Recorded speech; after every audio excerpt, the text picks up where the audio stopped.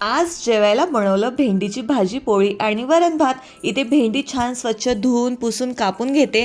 इथे भेंडी चिरून झाली आणि तुरीची डाळ ना मी भिजत ठेवली पाण्यामध्ये आणि कणिक मळून ठेवले। डाळ छान कुकरमध्ये शिजायला घातली। एकीकडे दिली भाजीला फोडणी, तोपर्यंत ना डाळ शिजते।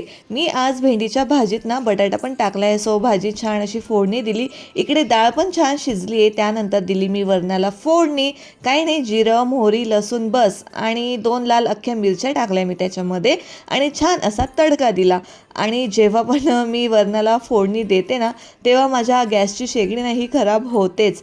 तुमच्यासोबत पण असं होतं का? इकडे ना छान अशी भाजी रेडी आहे आणि वरणही झालंय, दोन्ही गॅस रिकामे झाले। नंतर एकीकडे ना मी चढवला भात आणि दुसरीकडे करून घेतल्या पोळ्या छान अशा।